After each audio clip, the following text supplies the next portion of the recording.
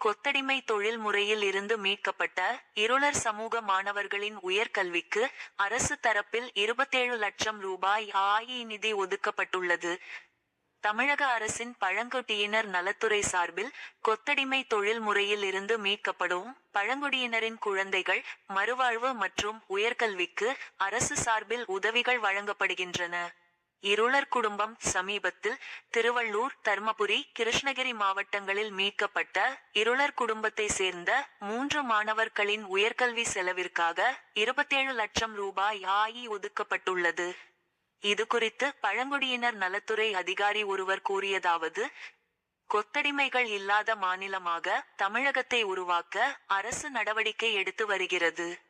கொத்தடிமையாக இருந்து மீட்கப்படுவோரில் பழங்குடியினர் இருந்தால் அவர்களின் கல்வி மற்றும் பாதுகாப்பிற்கு துறை சார்பில் கூடுதல் முக்கியத்துவம் அளிக்கப்படுகிறது. சமீபத்தில் தர்மபுரி, கிருஷ்ணகிரி, திருவள்ளூர் மாவட்டங்களில் செங்கல் சூளையில் கொத்தடிமைகளாக வேலை செய்த இருளர் சமூகத்தை சேர்ந்த 3 குடும்பத்தினர் தொண்டு நிறுவனங்கள் உதவியுடன் மீட்கப்பட்டனர். சிறப்பு பயிற்சி அக்குடும்பத்தை சேர்ந்த 3 சிறுவர்கள் படிப்பை பாதியில் நிறுத்திவிட்டு வேலை செய்தது தெரிய வந்தது. அவர்களுக்கு அடிப்படை கணினி பயிற்சி மற்றும் காலனி வடிவமைப்பு மற்றும் மேம்பாட்டு நிறுவனத்தின் அகில இந்திய நுழைவுத் தேர்விற்கு சிறப்பு பயிற்சி வழங்கப்பட்டது.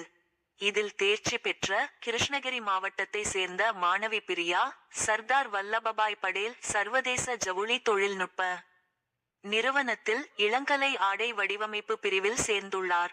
மாணவி வளர்மதி, மாணவர் முத்தமிழ் ஆகியோர் FTTI எனும் காலனி வடிவமைப்பு மற்றும் மேம்பாட்டு நிறுவனத்தில் இளங்கலை டிசைன் பாடப்பிரிவில் சேர்ந்துள்ளனர்.